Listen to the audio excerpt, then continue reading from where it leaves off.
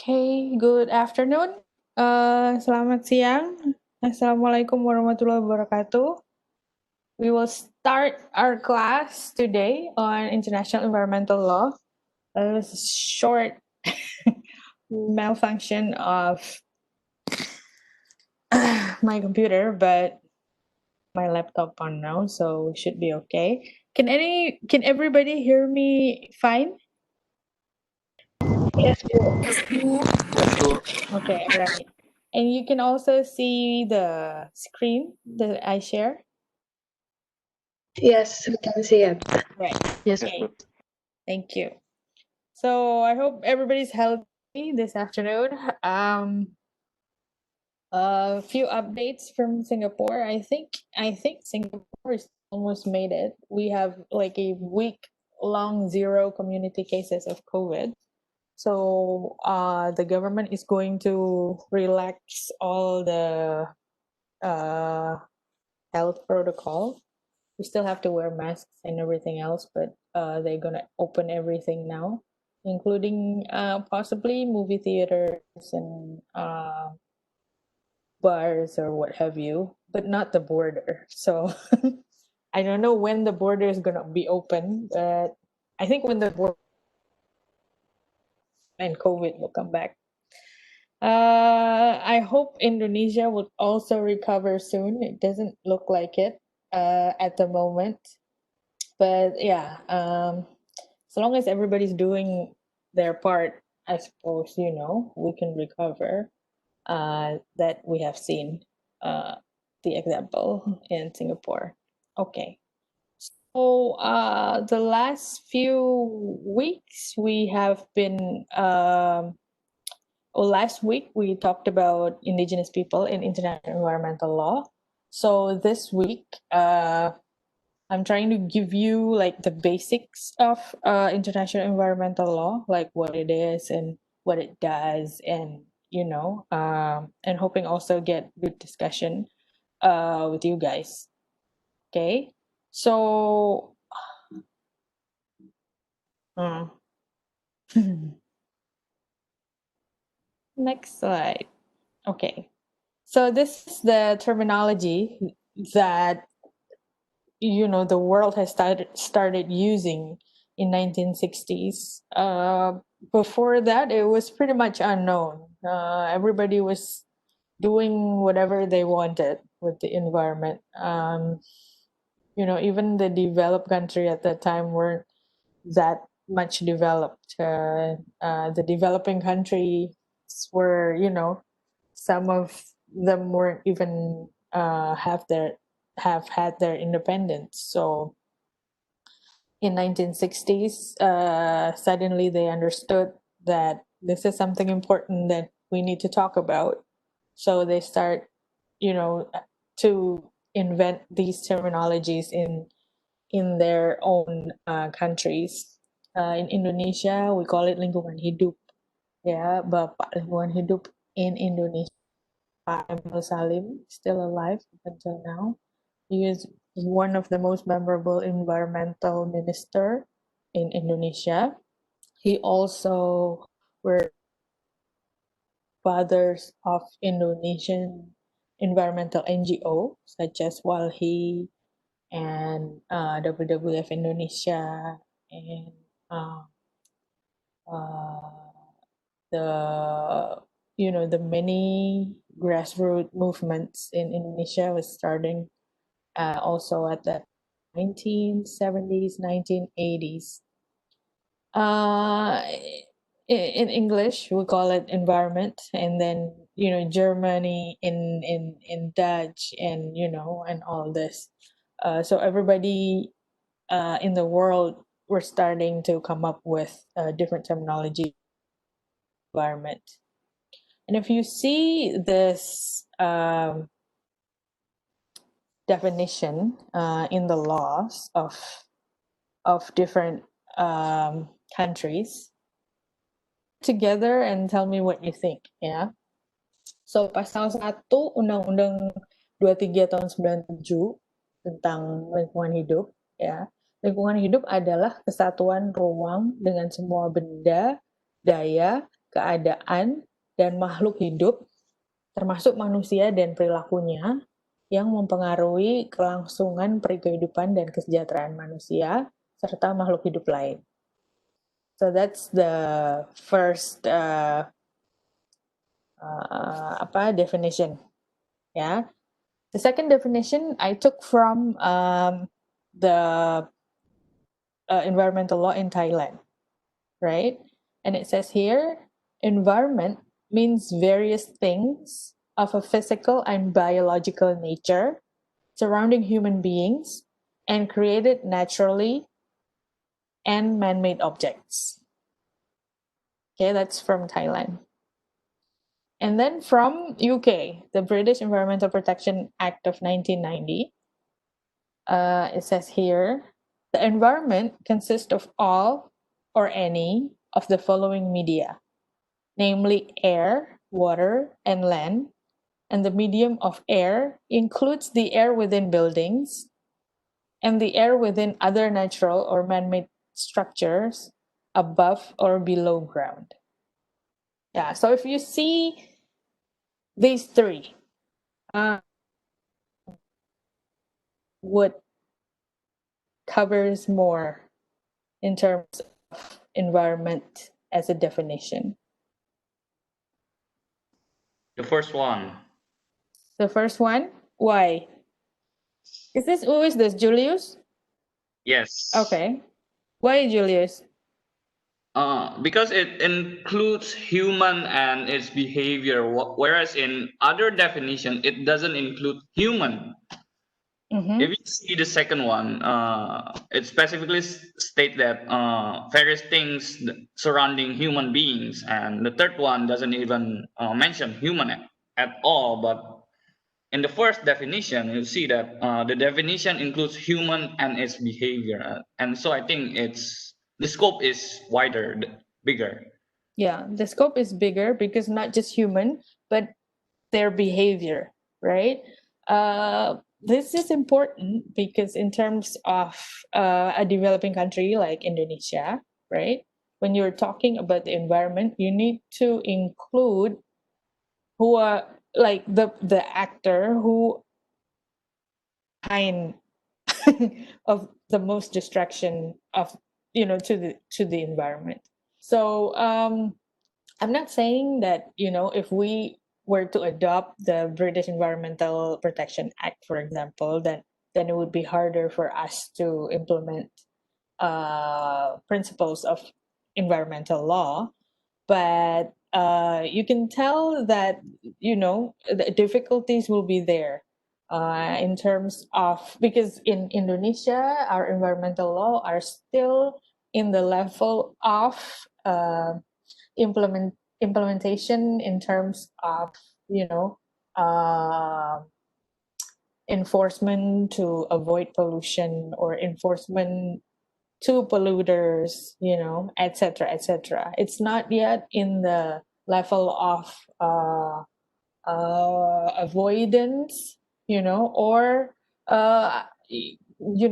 further strategies. Although we already have, national strategies, which we will talk also in our future meetings. Okay. So that's the first definition. So each countries have different definitions in terms of the environment.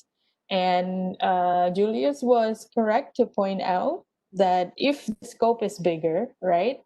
Well, he's saying that the scope is bigger. And because of the scope is bigger, that would then have an implication on how the environmental law itself being implemented in the country, right? In terms of liability, for example, in terms of enforcement. Okay, so next slide. Okay, so these are other terminologies of which you will see often when you talk about international environmental law, right?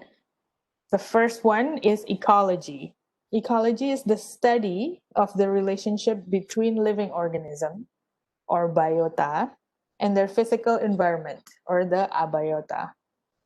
right? Another Bapak Lingkungan in Indonesia, Pak Otto, Prof ya, dia Prof dari UI, Pak Otto Sumarwoto, is saying that ekologi adalah ilmu tentang hubungan timbal balik antara makhluk hidup dan lingkungannya. So if you hear about ecology, it is not specifically about the space, right? But it is the relation, yeah, the relation between things that live in the space with their physical environment. Okay. And then the second term that you will find a lot, that you will face a lot when we talk about international environmental law is ecosystem, right? It's a system in which there is an interdependence upon an interaction between living organism and their immediate physical, chemical, and biological environment. So I don't know if they still do this, but when I was in, I think, middle school or high school, what we learn about we made like a square out of rulers, I think, like tied together, and then we throw it on the grass or some sort of field somewhere, and then we sort of determine, okay, that's the ecosystem. We count how many ants that is there, we count how many worms that is there. Um, so it was fun, actually. Like, we play around with dirts, etc. So that's uh, one of the first encounter of children to sort of being aware of what's living, just with between like 30 centimeters square. Okay. We call it an ecosystem. Okay. So, and then biosphere, right? This is a definition by UNESCO. The totality of our environment that is part of the universe in which life is concentrated, right? So, biosphere is also a term that we'll see a lot. Okay. So in IEL, in International Environmental Law, what are the objectives?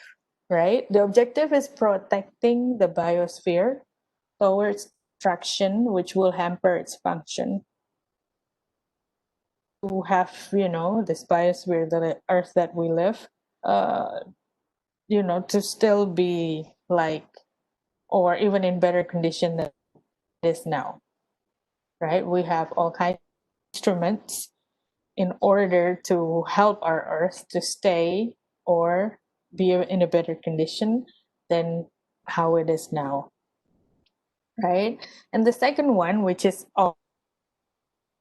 this is still being debated between scholars in international environmental law, is to serve human. So, as an approach, anthropocentric is thinking that everything that is here in our life is serving us. So we make everything to serve us, including the environment. Okay. So what are the roles of the law, right? Where does IEL come, right? So when we talk about the law, we talk about the systems of norms that regulate. Oh, this is like covering things. Let me just move here. The behavior of men, right? A rule laid down for the guidance of an intelligent being by an intelligent being having power over him by the authority, right? And then how do people rule other people? Okay. You probably have heard this, many times. The first one is we call a command and control mechanisms. So you do this or you go to jail, you do this, or there's sanction, stick and carrot, right? Now the other interventions type, where you give incentives, disincentives, and other management tools. So it's here in the IEL, law is uh, perceived as a social, as a tool of social engineering. So it's helping the social world and also the environmental world into a better condition than what it is today, hopefully, right? And then the roles of the international law is harmonization, or even the approximation of rule, which are applied by different nations. We call it international environmental law. This means the drafting and adoption of international treaties and non-obligatory text. So to avoid confusion, when you are talking about essentially, you need to have one uniform or one approximation to explain it to the world, right? Ang hidup in Indonesia, an environment in uh, the UK or milieu in the Netherlands, you need to know that everybody is thinking about the same thing. Although, like the British people, more about the air and the air within the building, Indonesian people might think about liability and who would be able to be enforced, right? Once they trespass this law, well, the Dutch is more, everything is everything. So this is international environmental law came in. This is where we, as citizens, and then make an approximation of rules so that everybody is talking about the environment. Okay, any questions so far?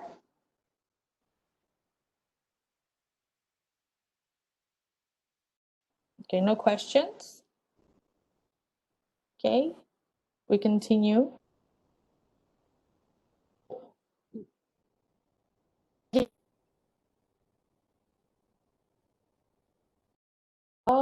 It is, it includes different approaches, right? The first question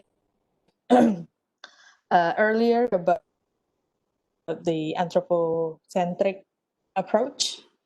The second one is the interdisciplinary approach, because environmental protection cannot be done alone, right? You have to talk about economic consideration, to talk about social situation. You have to talk about political acceptance, technology, right, and all kinds. So, studying international environmental law, you don't have to be a pure scientist, or you don't have to be, or but you have to know the basics, right? But you don't need to be afraid of taking a plunge, or it's made for interdisciplinary approach. In the IPCC, where I work together with different scientists who are studying chemistry, biology, physics, even urban planning, even sociologist, and now we add more authors who are experts on psychology. So everything have to be um, because we're talking about international environment, which is essentially a very large body of knowledge, right? So interdisciplinary approach comes as a default. So the first approach that we spoke about earlier, right? The anthropocentric approach is, was the initial approach that was accepted by most states, right? We discussed this in Stockholm Declaration, right? You if you see here in my slide, you see that this approach is very thick in paragraph 2 of the Stockholm Declaration. The natural resources of the earth, including air, water, flora, fauna, especially representative samples, natural ecosystem, for the benefit of present and future generation. Speak parenthesis, human beings, right? Through careful planning and management as appropriate. Okay, and the second one you can see at WCN, right? World Conservation of Nature. This one, preamble paragraph 3A. Every form of life is unique, warranting respect regardless of its worth to men, and to accord other organisms such recognition, man must be guided by a moral code of action. Again, men, right? Again, the World Charter for Nature. Mankind is a nature, and life depends on the uninterrupted functioning of natural systems, which ensure the supply of energy and nutrients. And in Rio Declaration, human beings are at the center of the concerns for sustainable development. They, which means us, are entitled to a healthy and productive life with nature. There's also another approach in IEL, which you can also tell, right? It's by reading the text in the international instruments. Like, for example, this one at the WCN, right? You see that the functionalism of the international environmental law context here is based on its function. Yeah, functionalism approach. You see, corporate in the task of conserving nature, establish standards for products, right?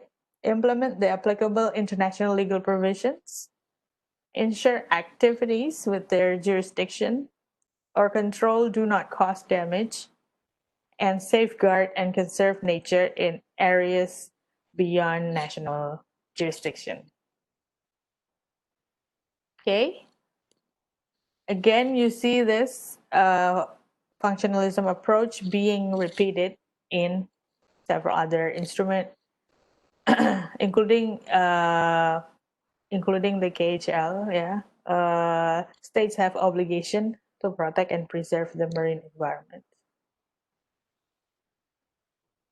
Okay, and then another thing that is also, I think, important is the idea.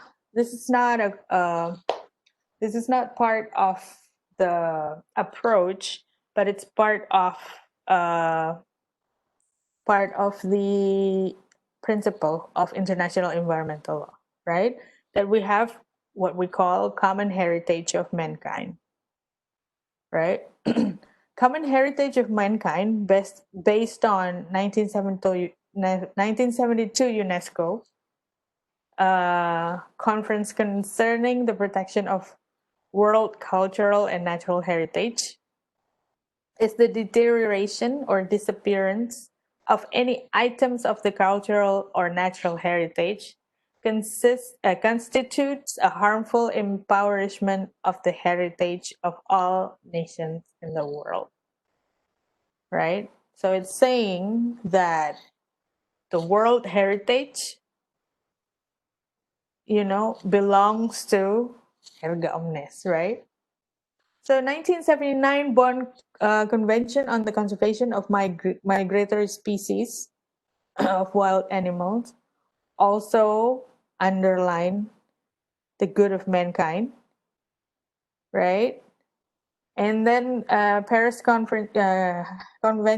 on the Prevention of Marine Pollution from land-based sources, right? Also underlining how all nations are, supposed to be avoiding marine pollution from land-based sources. So, I can talk about this for hours in terms of marine pollutions because, like, currently I'm writing a paper on marine plastic pollution. Do you know that because Indonesia is number two plastic polluters in the world, second only to China, we also have, polluted our ocean in such a bad way, and that there is like very little regulation and implementation, therefore, of marine plastic pollution. So, yeah, so it's sad. It's sad. And this also, another thing that is being discussed in terms of international environmental law is the ethical values that are present within the instruments, right? In the IUCN Environmental Policy and Law paper in 1983, they even quoted the Islamic principle for the conservation of the natural environment, right? And how Islam treated the environment and how, specifically men has to do with the inheritage, the inheritage being, good environment, and you have to, pass it down to its future generation, to his future generation. Okay. So that's pretty much the introduction to international environmental law. uh any questions for, this is the first few slides on IEL.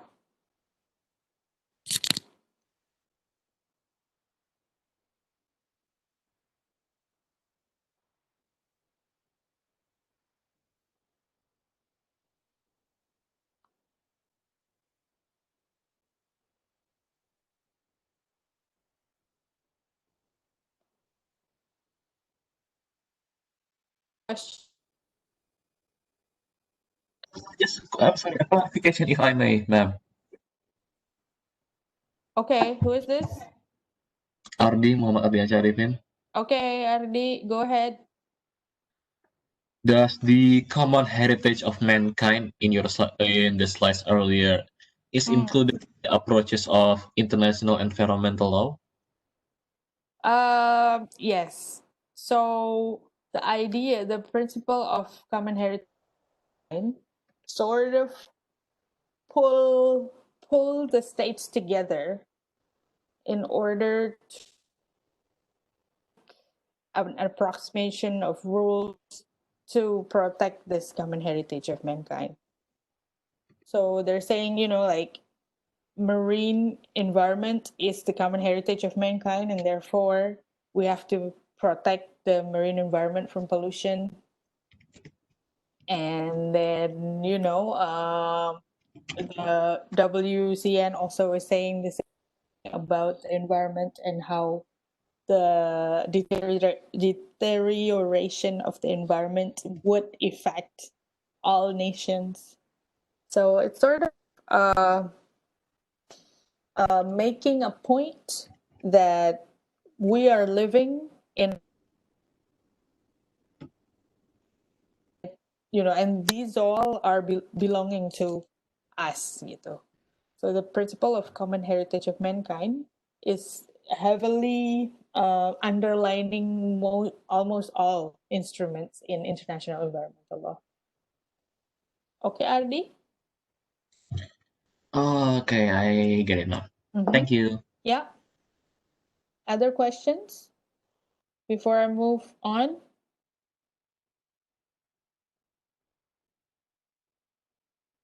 Okay. This is, oh, I have to share. Share.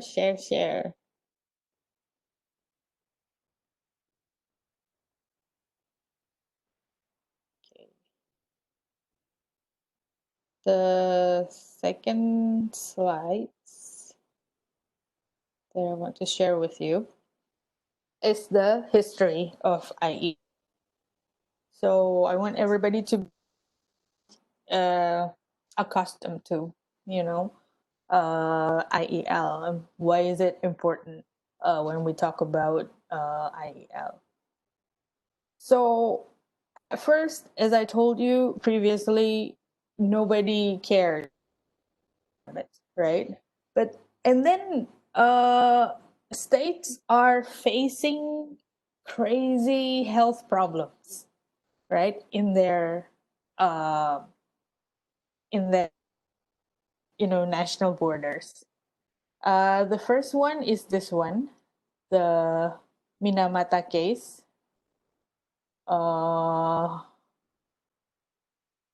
In Japan. Let me pull up the picture of Minamata. So, do I have it?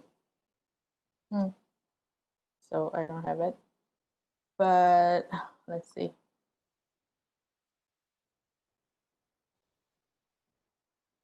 Because it's such a landmark study, you can.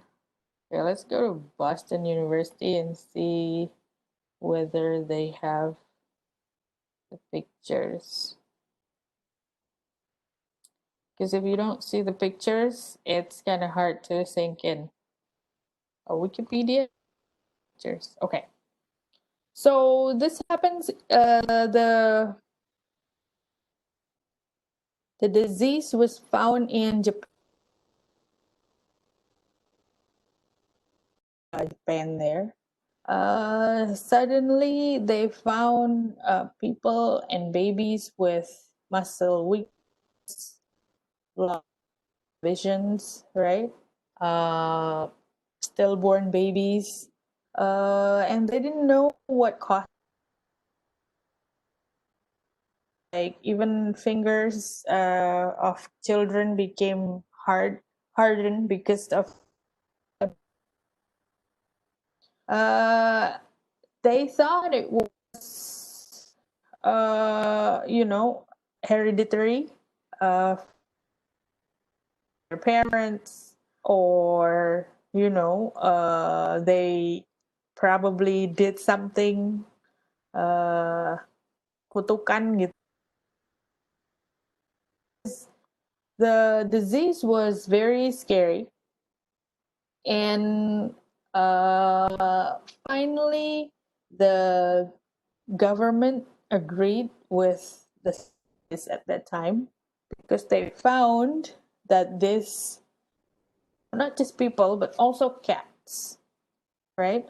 Very interestingly, I read about Minamata, and they found that, you know how cats can jump from high buildings and then still land on their 4 feet and be, right? It's because of their uh, balance and their nerve system that could balance their backbone in a way so that cat's still alive when they jump from higher places. But in they saw survive, so the cat just died. So they jump and died. Very sad. And also birds, seagulls mostly. Seagulls could not fly and just they drop mid-flight. So and then they realized, so something must be in the water because it's not just human but also animals, right? And then they that it is pollution from mercury from the chemical factory of Cisco. They were producing PVC plastic. So this happens after, like 10 years of the chemicals being produced in that area. And up until now, if you go to, Minamata area in Japan, you can still find this of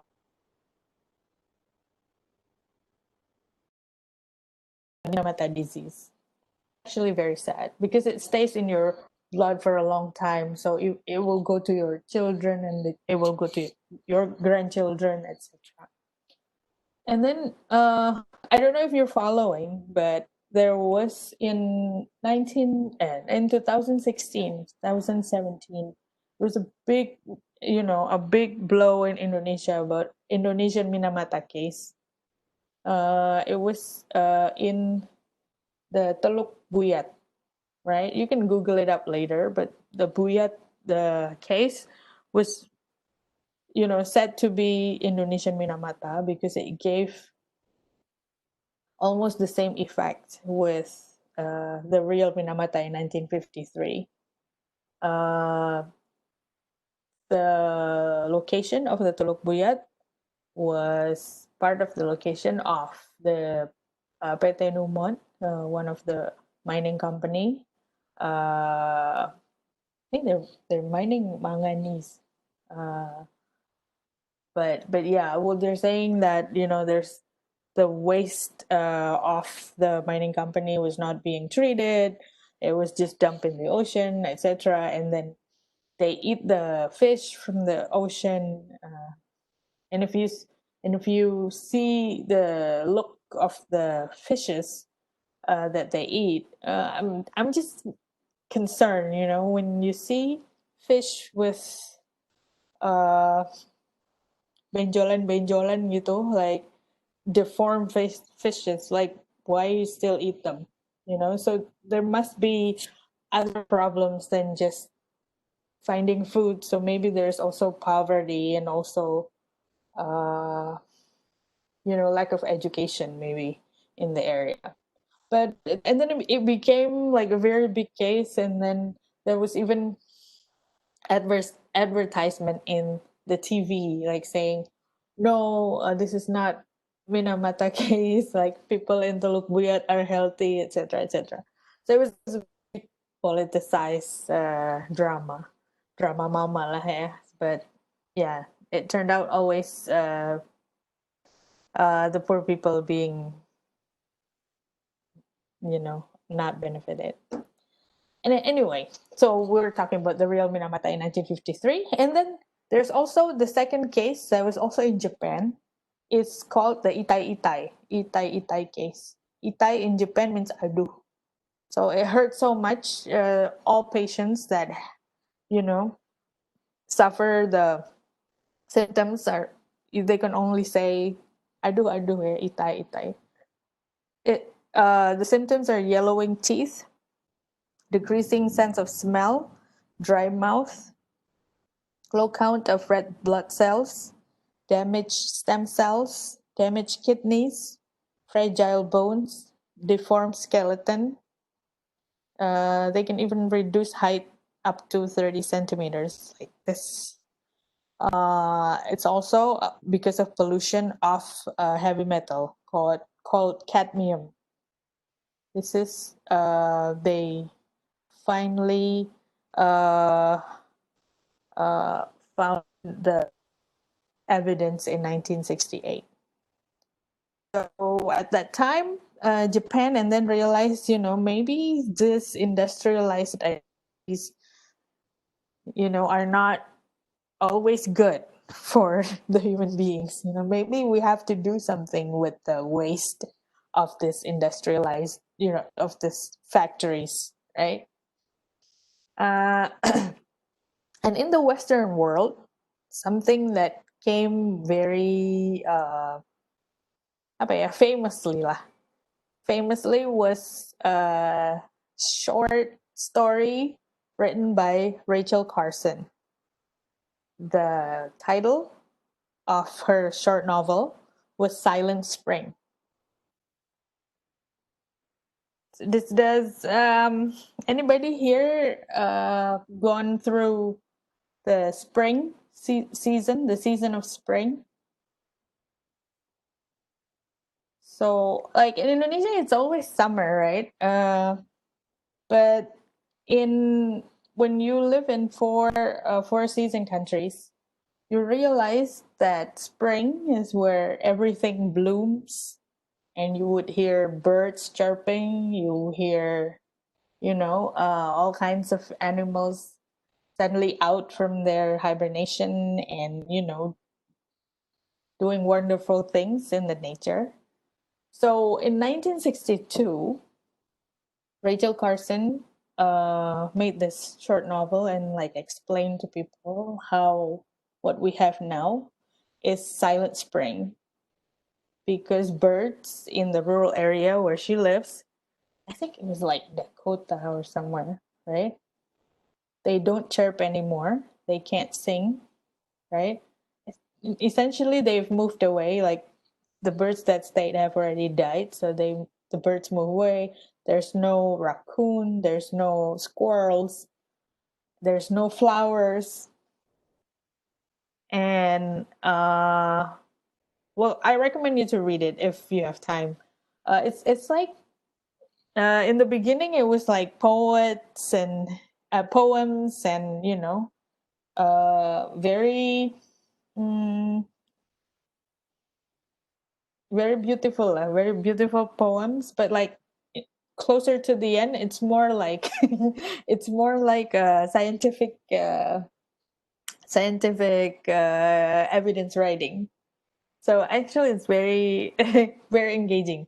The Silent Spring, it's written a long time ago, but I think if you've seen how farmers treating crops in Indonesia, you can say, it's not very far from what Miss Carson was telling us in 1962. So so essentially at that time, because in the US, they have a corn revolution. So everybody in the US were subsidized. Every farmers in the US were subsidized to start planting corn. The government also gave out not just the corn seeds, but also the pesticide. There's one deadly pesticide called the DDT. Yeah, so it's not just killing the pests, but also killing the birds, killing the squirrels, and everything in between. Okay. And in England in 1967, there was this big uh, container ship, right?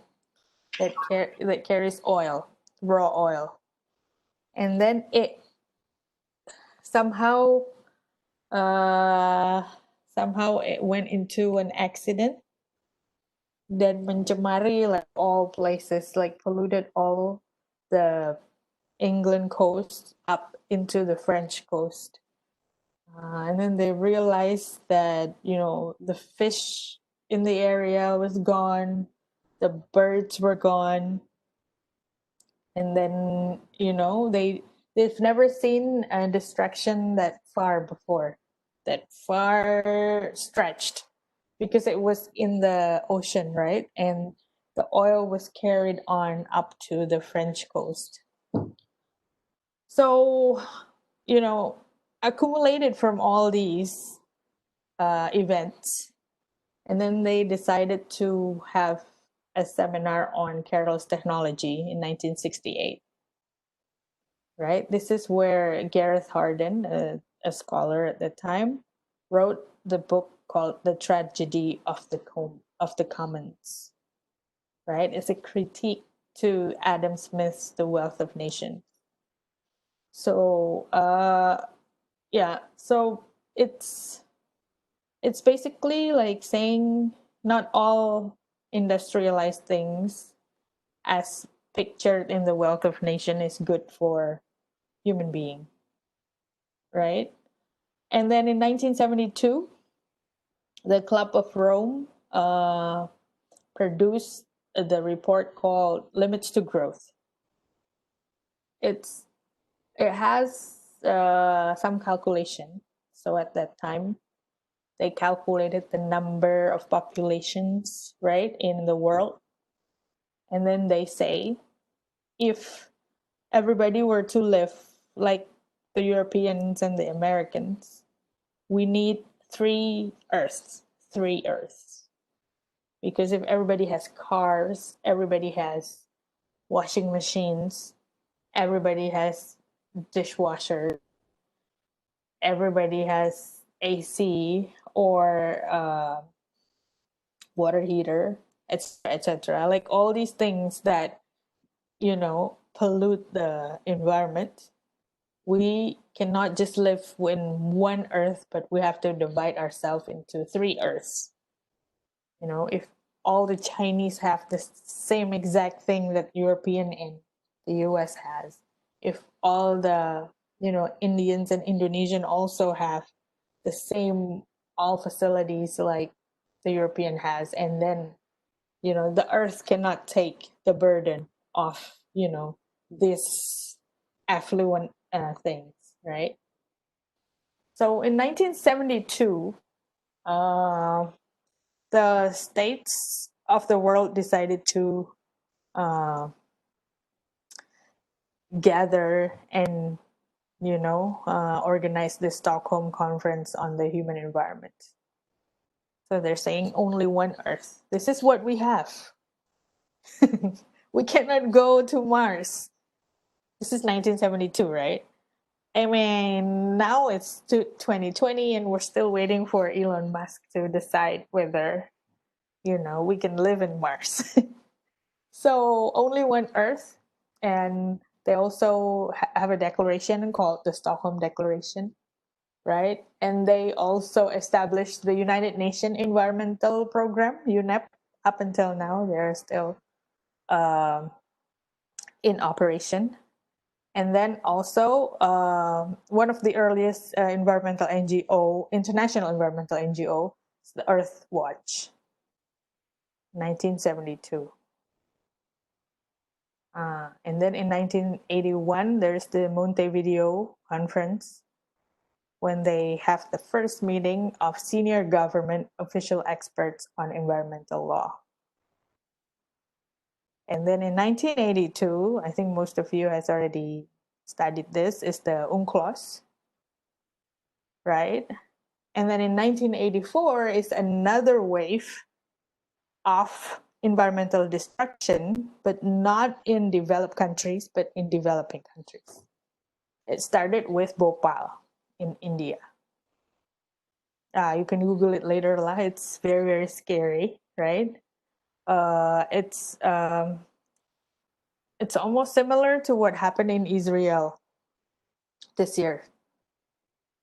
Not Israel. Where did it happen? Like they put Lebanon, I think. Lebanon. Yeah, in Lebanon, where they put Explosion. pesticide, right? They put fertilizer in in warehouses where it's really, really hot, and then it became a bomb, right? In Bhopal, it's not a warehouse. It was a factory that blew up. Okay.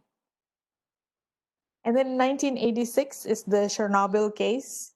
I think they made a documentary in 2015, 2017. So the event, the blow up of Chernobyl, which was a nuclear reactor in Russia, USSR at that time, was in 1986. And up until 2016, 2017, the National Geographic made a documentary on the Chernobyl. Up until now, the radiation is still very high.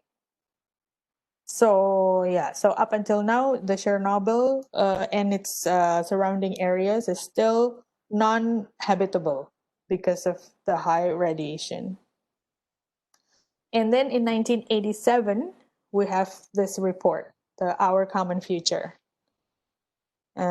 this is when people starting to realize that there is a third way of where we wanted to go. So if the first one is in economical development, right?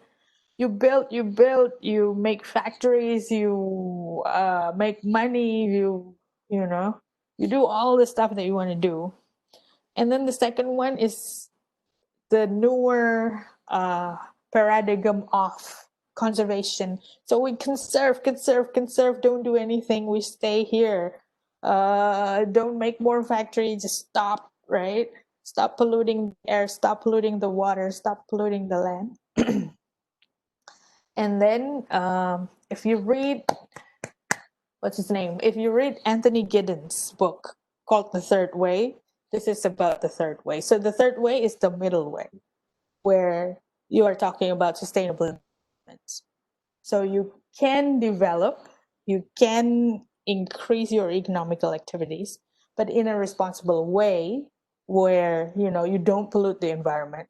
Or if you pollute the environment, you have to find a way to treat your waste so much so that it does not, you know, make the environment worse than we are now. So, and then in 1990, we call it the Earth Day. So up until now, 22nd of April, we always like turn off everything, electricities, internet, everything for, I don't know, like 10 minutes or 5 minutes of some sort. And then, you know, sort of honoring Mother Earth, of, you know, thanking her for hosting us, you know, for this long. So at that time, the first Earth Day's theme was our planet, our health, think globally, act locally. I think, you know, somehow OGM is still using this from 1990, right? Okay. And then in 1992, the UN Conference on Human Environment and Development, right? And then, you know, and then you have parties interested to talk about the environment. Oh, yeah, this is important for the economic development, important for environmental protection, right? And they're talking about air pollution. So the first problem that that came up at that time was air pollution, because it happened not just in developed country but also in developing countries. If you go to, when was the last time I went to Nepal in 2019, and the air pollution there is, you can feel it, you can feel air pollution. So it's like, yeah, so it's scarier than you think it would be. So they have a river there called the Basmati River, Baghmati River, where they put their deaths there, laid them to rest. So they cremated and then laid them to rest. But they also put, you know, other waste there, like industrial waste, even waste from hotels and hospitals, into the same river. I actually took pictures of it. Maybe one day I will show it to you. But you know, it's like, wow. You know, thinking back, maybe Indonesia was also still like that, because not very long ago, 2019, when I went riding through purposefully the side of Kali Ciliwung in Jakarta, right? I don't know, maybe some of you in Jakarta now can still see it. It's, you know, you can pretty much find everything in the river, like refrigerator, like mattresses. And people like think like they can just throw things in there and, you know, it disappear. It's not, you know, they're not just disappearing from our lives if you just throw them in the river or, you know, out your window. It will come back to you somehow, right? So, and then here I have a list of, like just random international documents, from 1902, like it goes on and on and on. But it's probably, you can just Google like for international environmental law documents. There's a lot of things out there. So that's why I think after 2, 3, maybe the fourth meeting, we will go sectoral. Like we will talk about international environmental law, but in sector. So we're going to talk about the air, we're going to talk about land, we're going to talk about forests, we're going to talk about climate change. And then we might also be talking about carbon market. I was speaking to my friend today. She is a practitioner of carbon market fund. And, I asked her if she would like to come and speak to you guys. And she's like, yeah. I love talking to young people. So, yeah, so we might have one expert talk to you on carbon market and, how is it done? Because I'm sure you've heard about it, green economy, etc. But, be interesting to really talk about what are the instrument behind it, how is it done, etc. So, okay. Any questions, guys? Yes, Boo, I have a question. Who is this? Griselda? Is that you? Yes, it's me. So, like, I believe Indonesia already ratifies the Paris Agreement on climate change. However, the implementations of this treaty is not that significant. I mean, our government they do not obey what is stated, right? So my question is whether the international treaty is merely illusions in international law or not. I mean, there is no significance. So why a country or a state ratified the treaty? They don't obey. Yes, that's the question. Okay. Okay. Thank you, Griselda. So, um, Paris Agreement is probably one of the most influential international environmental law agreement up to date. Why do I say that? Because the parties of Paris Agreement is almost states in this world. Of course, like Donald Trump is going to retract. There are like 2 or 3 countries that didn't sign on to the Paris Agreement, but in comparison to other international law instruments, Paris Agreement has the most or the most number of ratifications. Yeah. Okay. So the second part of your statement, you're saying that Indonesia is not doing anything in relation to Paris Agreement. Well, I beg that. So we need to actually see. I look at the facts, evidence of this country has been doing. So I'm saying this not because I was there for for the Paris Agreement. I'm saying this because I have been following what Indonesia has been doing from the year that we ratify Paris Agreement, which was 2016 in March, right? Or April. Yeah, April 2016, up until now.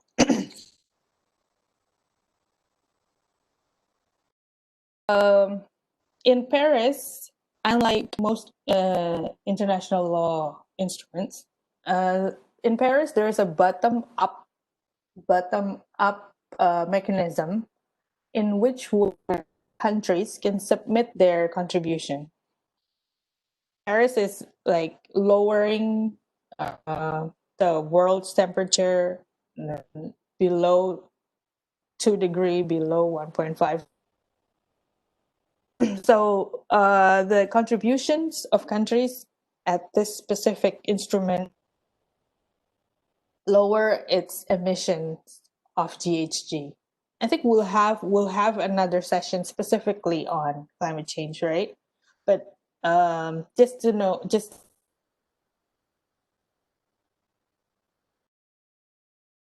So in the beginning of the Paris Agreement, when we ratify it, before we ratify it, we also already sent everybody, all the parties of the Paris Agreement, the states, sent their intended national determined contribution. So how much GHG we would like to reduce by ourselves in our own countries, right? So the Paris Agreement themselves, they didn't tell, okay, you reduce this, you reduce this, you reduce this, but each countries are submitting their own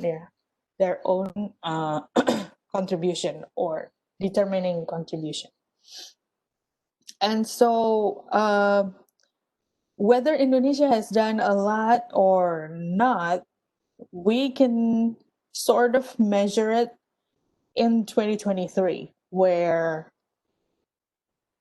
there is in the Paris Agreement, there is a mechanism called the global stock take. So they will stock take from all the countries in the world and see.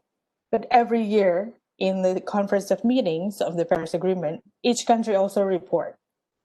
This is what we have done for our country. This is how much GHG we have reduced, etc., etc. So I think Indonesia has done well because in 2017 we finally produced a mechanism to measure, right? So we have a baseline, and then we can measure how much our emission has gone lower, right? And then based on that system, right, we can tell, how much this emission has gone lower and lower in Indonesia. Do you know that in 2007, 2009, 2011, right, Indonesia was number 4 highest emitters in the world because of the forest fires? So that is why I can tell that there is a significant lowering of emission because the forest fire has also been reduced. Maybe not all of it. Like, I'm sure not all of it, because we can still see forest fires in Indonesia. But there is significant progress, I would say. Right? On the other hand, I'm not going to say that Indonesia didn't do anything, because obviously system-based, measurement-based, we have gone lower. But on the other hand, there are also policies by the government that is not very environmentally friendly, right? We open coal mines, we still do all this kind of business based on fossil fuels, right? And then you'd ask, are we doing this? Is international environmental law is an illusion?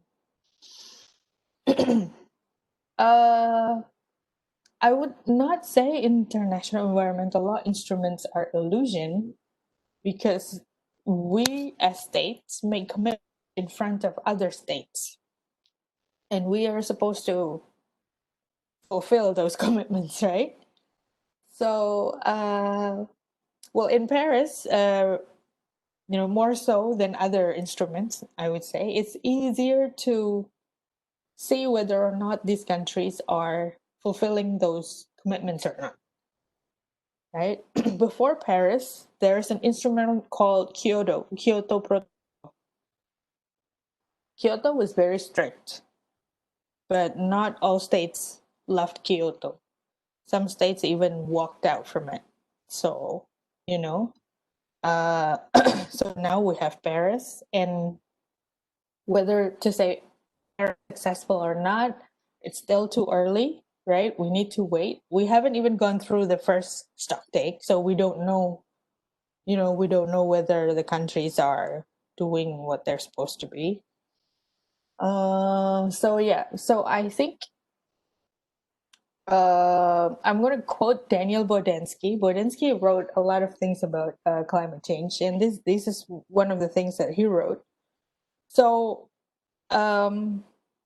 legally binding for international documents are not only in the type of sanction and enforcement, also in the terms of consent that are given by the states.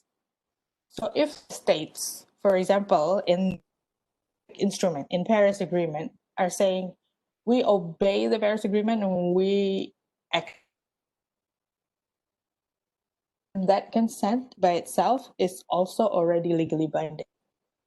So no, Griselda, I also don't think international law are, only superstition. Okay, Griselda?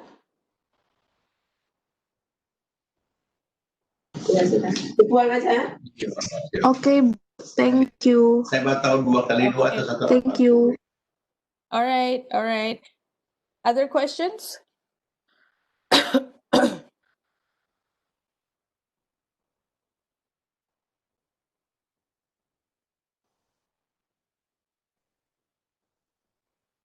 Other questions, guys?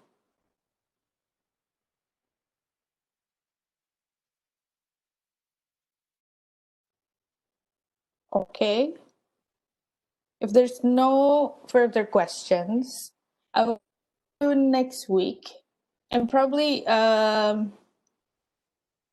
looking at Elisa, if I give you, an extra thing to do. Never mandatory. If I didn't tell you earlier, so it's never mandatory.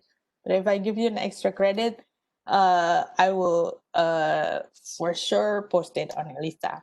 Okay? So everybody stay healthy and I'll see you next week. Bye. Thank you. You too. Thank you, ma'am. Wassalamualaikum. Thank you.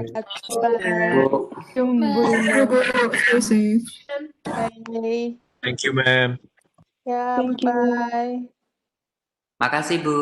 Sama-sama.